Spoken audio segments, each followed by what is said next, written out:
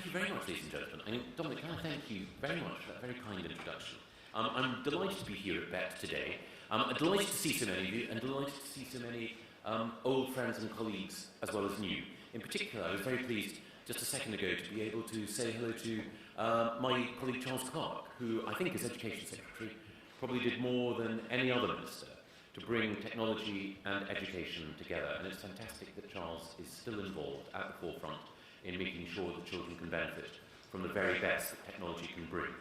But I also want to congratulate not just those who've shown political leadership, but those business leaders who've been responsible for the huge number of commercial successes that are exhibited in the hall today. I had the great pleasure, briefly earlier, having a chance to see some of those exhibits, and I also had the double pleasure of meeting a childhood hero of mine, Lewis Bronze, who some of you may know used to be an editor of Blue Peter. That for me was a thrill, but what was an even greater thrill was seeing the way in which his company, Espresso, is using technology in order to bring the existing curriculum alive to a new generation. And the same sense of excitement that I felt at about 5 o'clock, twice every week, when the Blue Peter theme tune was being played, is now there in the classrooms of tens and hundreds of thousands of children, thanks to the technology that he and other companies are using to bring learning alive. And it's a particular source of pride for me, as an education minister in the British government, to acknowledge, and indeed to celebrate, that British companies are world leaders in the fields of education technology. They're going from strength to strength. The members of BISA, for example, have increased their exports by 12% in the last year. Crick Software, which has worked in the USA, Chile and Qatar, and which already supplies 90% of UK primary schools, recently secured their biggest single order ever. They're supplying half of all the schools in Moscow with Clicker 5 literacy software, fully translated into Russian. There's another British success story, Prometheus. They make interactive whiteboards and educational software, and they've just signed a memorandum of collaboration with the Mexican Ministry of Education, and they're going to be working in primary and secondary education throughout Mexico. They're just a couple of the hugely impressive array of achievements by British companies, and there are many more all around us in this hall. In particular, I would like to single out for praise all those who've been shortlisted for the BET Awards tonight. Good luck to all the nominees, and congratulations in advance to those of you who'll be lucky enough to be winners. Now, these British success stories remind us that all around us, technology has changed the world in previously unimaginable and impossible ways.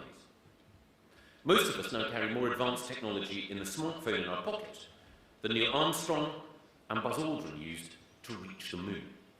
Every day we work in environments which are completely different to those of 25 or 100 years ago. Where once clerks and officers used to scribble on card indexes and lived by the Dewey Decimal System, now thousands of office workers can freely roam the world from their desktop. It used to be the case that car manufacturing plants housed lines of workers, drilling, soldering, metal bashing. Now you have a single technician doing all of their work, controlling the delicate operation of a series of robots. And even in my own profession, if you can call it that, of journalism, when I started out in the 1980s, it was a case of typewriters and telexes and smoky newsrooms, surrounded by the distant clatter of hot metal type. Now, if you walk into any newsroom and observe any journalist, they're almost unrecognisable from 20 years ago. And the daily tools of the trade have been transformed. The telex machine became a fax and a pager, then email and SMS. A desktop computer has become a ubiquitous laptop. My pockets used to be filled with huge mobile phones. Then, over time, as the mobile phone shrank, it was replaced by the BlackBerry, and now it's an e-reader and an iPad, which makes every reporter their own individual mobile newsroom. And with each new gadget, with each huge leap forward, technology has expanded into new intellectual and commercial fields. 20 years ago, medicine wasn't really an information technology, but now, thanks to Craig Venter and others, genomes have been decoded, and the technologies of biological engineering and synthetic biology are transforming medicine. The boundary between biology and IT is already blurring into whole new fields, like bioinformatics. 20 years ago, again, science journals were full of articles about what was called, at the time, the AI winter. The fear that the initial post-war hopes for artificial intelligence had now stalled. But the truth is that now, detailed computer models have taken us immensely far forward. They're showing us more than we ever imagined about the geography of our own minds. And amazing brain-computer interfaces allow us to control our physical environments by the power of thought. Truly an example of what Arthur C. Clarke once said, any sufficiently advanced technology can seem like magic. And 20 years ago again, only a tiny number of specialists knew what the internet was, let alone imagined what it might shortly become. Now, billions of people and trillions of cheek sensors are connecting to each other all over the world, and more come online every minute of every day. Almost every field of employment now depends on technology, from radio to TV, computers and the internet. Each new technological advance throughout our lifetimes has changed our world and changed us all too. But there's one notable exception. The fundamental model of school education is still, in many classrooms, a teacher talking to a group of pupils. It's barely changed over the centuries, even since Plato established the earliest academia in a shady olive grove in ancient Athens. If you took a Victorian school teacher into a 21st century classroom, in many schools in the country, he or she would feel completely at home. Whiteboards may have eliminated chalk dust, chairs may have migrated from rows to groups, but a teacher still stands in front of the class, talking, testing, questioning. But we all in this room know that model won't be the same in 20 years' time. It may well be extinct in 10. Technology is already bringing about a profound transformation in education, in ways that we can see before our very eyes, and in others that we haven't dreamt of yet. Now, as we all know, confident predictions of the technological future do have a habit of embarrassing the predictor. In 1899, the director of the US Patent Office, Charles Dewell, blithely asserted that everything that can be invented has already been invented. And in 1943, the chairman of IBM said that there's a world market for maybe 4 or 5 computers. And the editor of the Radio Times said in 1936, television will not matter in your lifetime or in mine. Most impressively of all, my fellow Scot Lord Kelvin, when he was president of the Royal Society, scored a hat-trick of predictions which haunted him between 1897 and 1899. He said, radio has no future, X-rays are clearly a hoax, and the aeroplane is scientifically impossible. Now, I hope that I won't join that illustrious company by stating on the record here that this or that technology is either doomed to fail or is about to change the world. Nothing has a shorter shelf life than the cutting edge. But we do all need to be alive to the great promise of innovation. And we, in Britain in particular, should never forget that one of our great and underappreciated national heroes, Alan Turing, laid the foundation stones on which all modern computing rests. His pioneering work on theoretical computation in the 1930s led the way for Turing himself, von Neumann and others to create the computer industry as all of us know it today. And it was another pioneer for another generation, Bill Gates, who explicitly warned us that the need for children to understand computer programming is much more acute now than when he was growing up. But, as we all know, and as the chairman of Google, Eric Schmidt, recently lamented, we in England, even as we should be alive to the promise of innovation, even as we have a heritage of innovation, have allowed our education system recently to ignore that heritage and that promise, and we've been paying the price for it. Because our school system is not preparing children for this new world. Millions have left school over the past decade without the basics that they need for a decent job. And in particular, the current curriculum is not preparing students to work at the very forefront of technological change. Last year's superb Livingston Hope Review, for which I would like to thank both authors, said that the slump in the UK's video games development sector was partly due to the result of a lack of suitably qualified graduates. The review, which was commissioned by my colleague Ed Vasey, someone who's been championing the cause of computer science in the Department for Culture, Media and Sport for 2 years now, found that the UK had been let down by an ICT curriculum that neglected the rigorous computer science and programming skills which high-tech industries need. It's clear that technology is going to bring profound changes to how and what we teach. But it's also clear that the promise of Turing is not being fulfilled in our schools today. We need to acknowledge, however, that governments, if they are to live up to that promise, have to be clear about where they can add value. And governments are notoriously flat-footed when it comes to anticipating and facilitating technological change. There's a temptation, which in the past administrations of all parties have succumbed to be seduced into spending huge sums on hardware, which is obsolete before the ink is dry on the contract. And sometimes we've invested time and money in drawing up new curricula, which painstakingly detail specific skills and techniques, which become superseded in the real world almost immediately. So I believe that we need to take a step back. Already, technology is helping us to understand the process of learning. Brain scans and scientific studies are now showing us how we can understand the structure of language, how each of us as individuals remember and forget. It underlines the benefits of properly designed and delivered testing pupils, and it also reveals more about the importance of working memory. So as science advances and our understanding of the brain grows, we can learn more about the process of education and how technology can augment that process of education. So it's important for government not to rush pell-mell after a particular new technology, potentially filling school cupboards with today's answer to Betamaxes and floppy disks. Instead, we in government need to ask ourselves a fundamental question. What can technology do for learning? I think there are 3 points that are critical. The first is that technology has the potential to disseminate superb learning much more widely than ever before. It democratizes knowledge. Subjects, classes and concepts that were previously limited to a privileged few are now potentially freely available to any child or adult with an internet connection. Look at O2 Learn, a free online library of lesson videos developed and uploaded by teachers.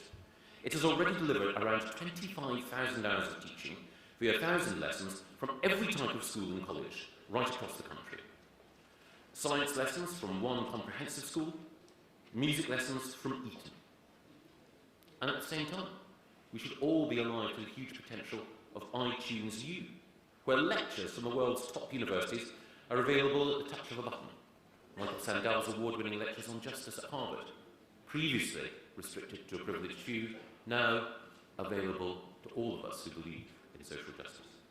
It's also the case that the Independent Schools Council, teaching leaders, and some of the best academy chains are now working to put material and lesson videos online.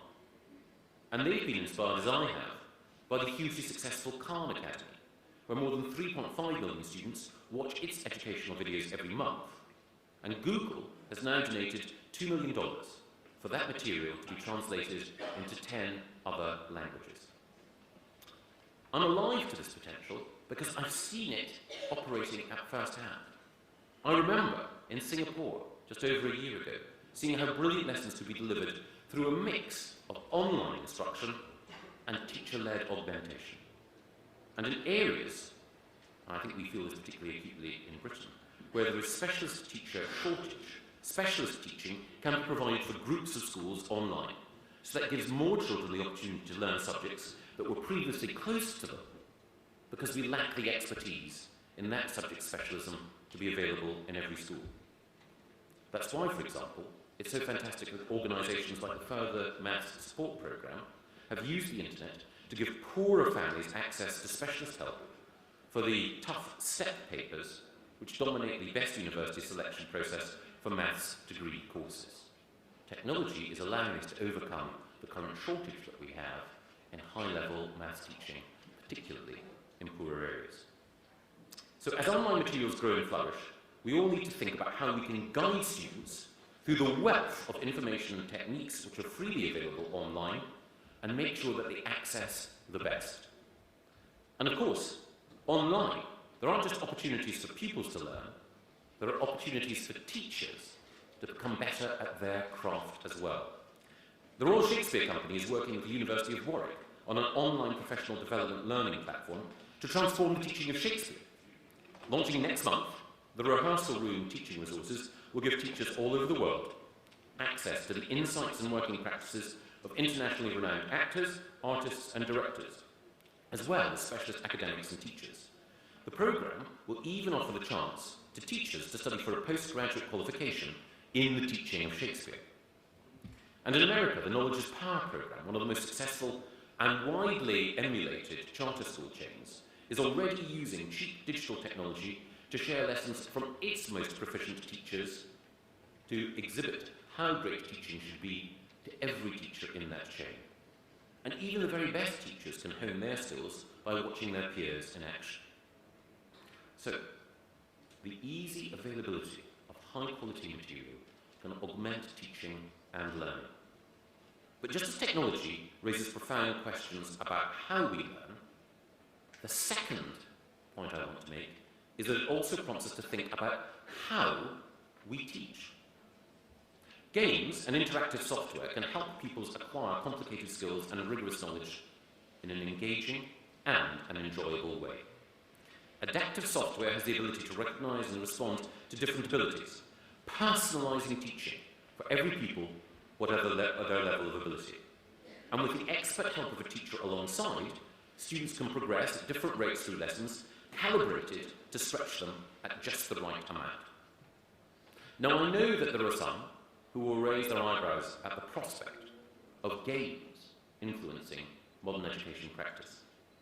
But we should be proud of the contribution that games can make. Britain has an incredibly strong games industry, with vast potential to engage with education, both in this country and all over the world.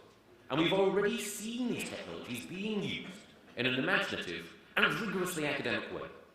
Games developed by Marcus du Sauton, the Professor of Maths at Oxford, are introducing children to advanced, complicated maths problems, often at an earlier age than many might have imagined those children would be capable of grappling with those mathematical concepts, and those games are producing great results. Before Christmas, I visited Kingsford School in Newham, where the Department of Education is working with the Li Ka-shing Foundation and the highly respected Stanford Research Institute. The pilot scheme operating there uses computer programs to teach maths interactively in a games setting. For example, it shows a race between two people on screen, and then allows pupils to plot their time and distance on a graph and adjust it for a variety of variables. Now, this pilot hasn't been dictated by central government or any minister, but Stanford already says that it's one of the most successful educational projects they've seen, and I'm looking forward in due course to seeing the full results of the pilot.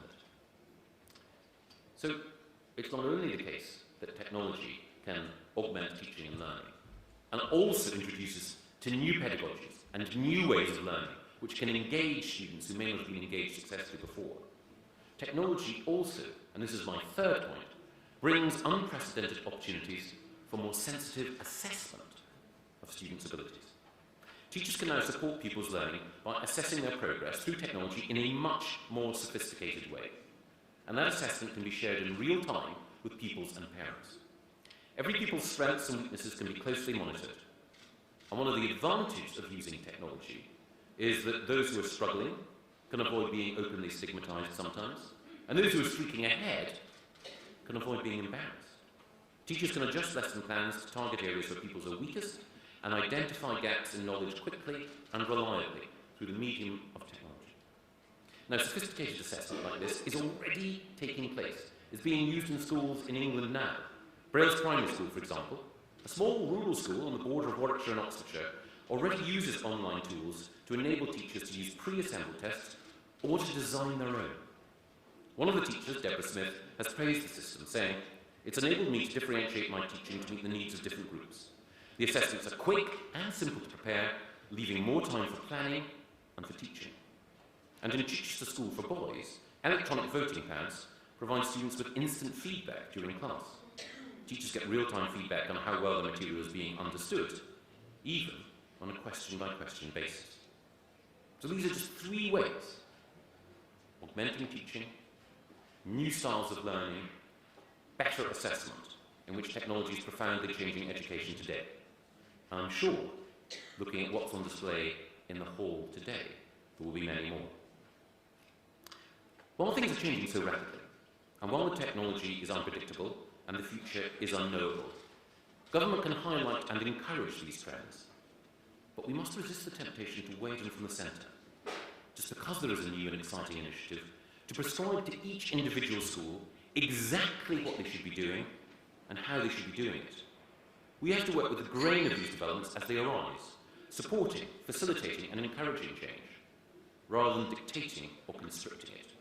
Because by its very nature, new technology is a disruptive force.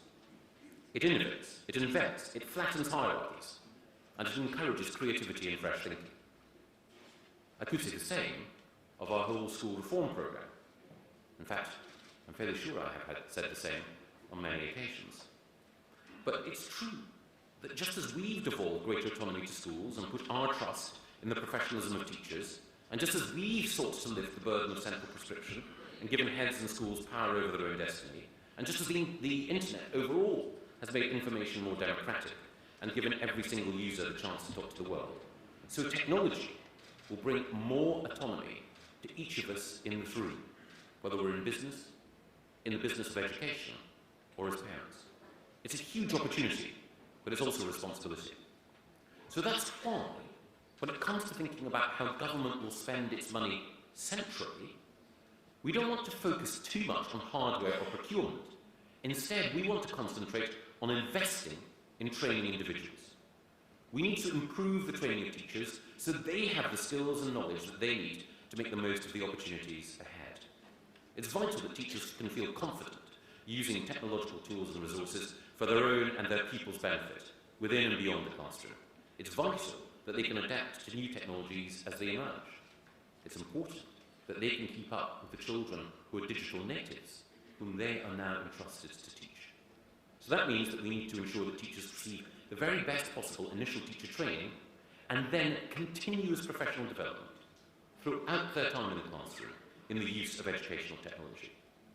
So we'll be working with the Training and Development Agency for Teachers and in its new incarnation, the Teaching Agency, to look at initial teacher training courses carefully in the coming year so that teachers get the skills and experience they need to use technology confidently. And we're also working with Nesta under Jeff Mulgan, who, supported by the Nominet Trust and others, are today announcing a £2 million programme to fund and research innovative technology projects in schools. And one of the ways that we can support teachers is encouraging them to learn from other schools which are already doing this process, or enacting this process of professional development particularly well. Now, we know that some ICT teaching in schools is already excellent, and as was reported in the most recent Ofsted report on ICT education. Sharing that excellence will help all schools to drive up standards, and we're already working with the Open University on Vital, a programme which encourages teachers to share ICT expertise between schools. High-performing academy chains can also play a huge role in spreading their superb practice and innovation between schools.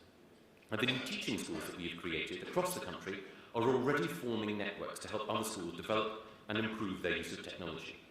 So the Department for Education is going to provide dedicated funding to these teaching schools in order to ensure that their expertise can aid the process of continuous professional development in this vitally important area. But even as we want to concentrate on spreading the existing best practice, we have to acknowledge that the disruptive, innovative, creative force of new technology has also got to push us to think about the curriculum that we all use. To my mind, this one area exemplifies more than any other the dangers of the centre seeking to capture, in leaden bureaucratic prose, the restless spirit of technological innovation. Put bluntly, we have a problem with the current ICT curriculum. We know that the best degrees in computer science are among the most rigorous and respected qualifications in the world. They're based on one of the most formidable intellectual fields, logic and set theory, and they prepare students for immensely rewarding careers and world-changing innovations. But you would never know about the promise and challenge of the best computer science courses from the current ICT curriculum. Schools, teachers and industry leaders have all told us in the course of the last year that the current curriculum is too off-putting, too demotivating, too dull. Submissions to the National Curriculum Review call for evidence from learner societies and from campaign groups have all called the current national curriculum for ICT unsatisfactory at best. These organisations are worried that the curriculum doesn't stretch pupils enough or allow enough opportunities for innovation and experimentation. They all say that the curriculum has to change and change radically. Some respondents in a 2009 research study by eSkills actually said that the ICT GCSE was so harmful, boring, and or irrelevant that it should simply be scrapped. The Royal Society is so concerned that it spent 2 years researching the problem with universities, employers, teachers, and professional bodies. It's due to publish a report this Friday, which I'm looking forward to reading. And because ICT has been so unpopular, there are now grave doubts about existing computer science courses for 16 to 18-year-olds. It's a tragedy that just at the time, when technology is bursting with potential, that teachers, professionals, employers, universities, parents and pupils are all telling us the same thing. The ICT curriculum in schools is a mess. So that's why I'm announcing today that the Department for Education is opening a consultation on withdrawing the existing National Curriculum Programme of Study for ICT from September of this year. Now, the traditional approach would have been to keep the programme of study in place for the next 4 years, while we assembled a panel of hand-picked experts, wrote a new curriculum, spent a fortune on new teacher training just for that curriculum, engaged with exam boards for a new GCSE, only to find that all our work had become obsolete almost immediately. So we won't be doing that. Technology in schools will no longer be micromanaged by Whitehall. By withdrawing the programme of study which is centrally prescribed and imposed, we are now giving schools and teachers freedom over what and how to teach. We hope it will revolutionise ICT as we know it. Now, it's important for me to stress that the study of ICT, engagement with computer science and technology, will remain compulsory at all key stages and will still be taught at every stage of the curriculum. And for those who want it, the existing programme of study will remain on the web for reference. But no English school will be forced to follow it anymore. From this September, all schools will be free to use the amazing resources that already exist and are now being generated on the web. Universities, businesses and others will have the opportunity to devise new courses and new, more rigorous and attractive exams. And in particular, we want to see universities and businesses create new high-quality computer science GCSEs. And we want them to develop curricula which encourage schools to make use of the brilliant computer science content which is already available online. I'm pleased that OCR, one of our best exam boards, is pioneering work in this field. I'm also delighted that IBM and others are already working on a pilot. Facebook has teamed up with the UK-based organisation Apps for Good to offer young people the chance to learn how to design, code and build social applications for use on social networks via a unique new training course which they aim to make freely available online this year to potential users all over the world. And there are other specialist groups which have published or are about to publish detailed curricula and programmes of study, including Computing at School, which has been led by the British Computer Society and the Institute of IT, and Behind the Screens, which has been led by eSkills UK and others.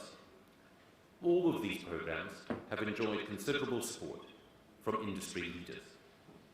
Imagine, this could be a dramatic change in just a few years' time, once we remove the roadblock of the existing ICT curriculum, instead of children bored out of their minds, being taught how to use Word and Excel by teachers who are even more bored, we could have 11-year-olds able to write simple 2D computer animations using an MIT tool called Scratch. By 16, they could have an understanding of formal logic previously covered only in university courses. They could be writing their own apps for their smartphones. This isn't an airy promise. from an MP. This is the prediction of experts like Ian Livingstone, who've already built world-class companies from computer science. Now, these new computer science courses will reflect what you all know. The subject is rigorous, fascinating, and intellectually challenging. After all, the founder of Facebook, Mark Zuckerberg, let's get those consonants in line. Mark Zuckerberg is one of the most innovative and successful proponents of computer science today. But his computer science expertise is just one arrow in his intellectual quiver. He's also an expert in mathematics, science, French, Hebrew, Latin, and ancient Greek. And it's important that we see computer science taking its place alongside those subjects as a universally respected and rigorous academic discipline. Computer science requires a thorough grounding in logic and set theory, and it's merging already with other scientific fields into new hybrid research subjects at the cutting edge of science, like computational biology. So that's why I'm saying today that if a new computer science GCSE can be developed that meets the high standards of intellectual depth and practical value that we know the subject can reach, we will certainly consider including computer science as an option in our English baccalaureate of academically rigorous subjects. Now, although individual technologies can change day by day, they're underpinned by certain concepts and principles that have endured for decades.